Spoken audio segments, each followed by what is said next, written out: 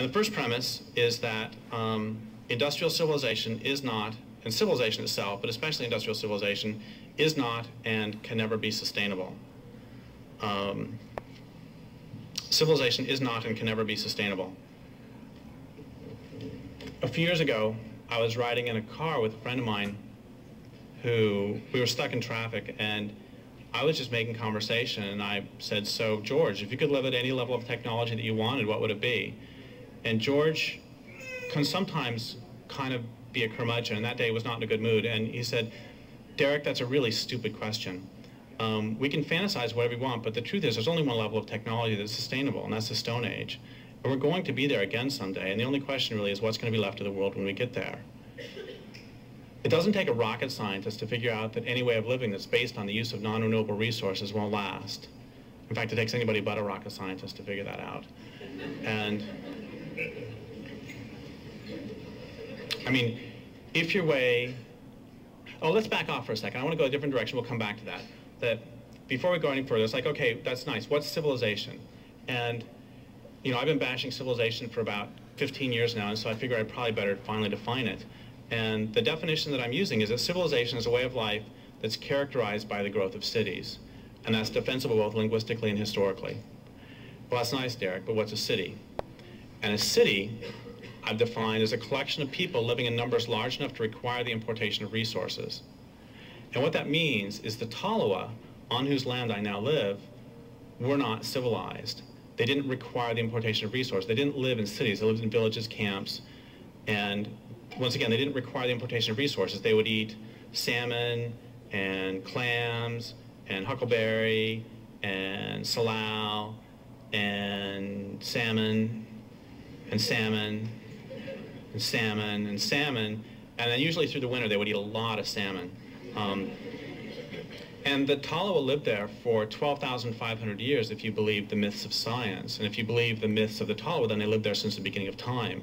And this culture has been there for 180 years, 170 years, and the area's getting pretty trashed. And, oh, it's so funny, I gotta tell you this. I did a talk at Princeton last spring, and during the Q&A, this guy says, you know, you say the Tolowa lived there for 12,500 years, but that doesn't mean that they were sustainable.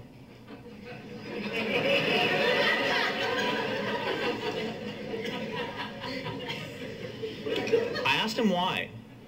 And he said, because, he actually said this. He said, because we don't have quantitative analysis showing, you know, it's like we could just stop there. We don't have quantitative analysis showing there were the same number of salmon now as there were 12,500 years ago. And I said, okay, if 12,500 years isn't long enough for you, what if they were there for 20,000? No. I said, okay, 30,000? No. I said, give me a number. I mean, you want quantitative analysis, like 100,000, is that long enough? And I said, what about the San Bushmen of what's now South Africa? They evolved in place. So they were there, they and their evolutionary predecessors, like 2 million years, 3 million years. Is that long enough? It's like, we don't have the data. Anyway, so two things happen as soon as you require the importation of resources. One of them is that your way of living can never be sustainable, because if you require the importation of resources, it means that you've denuded the landscape of that particular resource, and as your city grows, you'll denude an ever larger area. And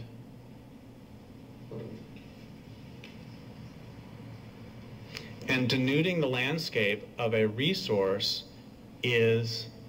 harms the land base. It's very interesting. You know, I know we've all been told that natural selection is based on competition, and that, you know, it's all just a fierce battle for who can be the meanest and grab the most resources most quickly and exploit the most thoroughly. But short of showing how stupid our discourse is, I can disprove that in one sentence if you give me a couple of semicolons. And that's those creatures who've survived in the long run have survived in the long run. Semicolon.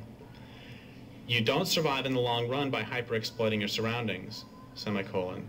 You survive in the long run by actually making your habitat better. What a concept. Okay, so anyway, two things happen as soon as you require the importation of resources. One is that you can never be sustainable, which means we could all become the best little natural capitalists in the world, and it doesn't matter. So long as there is this fundamental system in place, it's not going to be sustainable.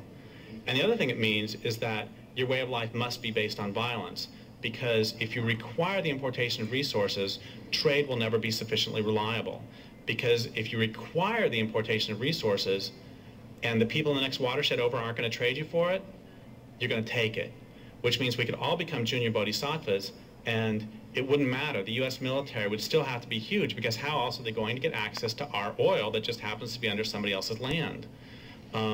If they require that oil, they're going to take it. So those two things are really fundamental. Oh, but I want to go even further. And I'm going to say not only is a way of life that's based on the use... Oh, no, we're going to jump back now. So, because I've been talking about resources, so I want to go back to what I was saying before about any way of life. Another way to look at all this is any way of life that's based on the use of non-renewable resources also won't last. I mean, it doesn't matter what resource you're talking about. You would think that if you have a way of life that's based on the use of, I don't know, let's just choose a random example, oil. You would think that you would start to consider what's going to happen when this non-renewable resource runs out.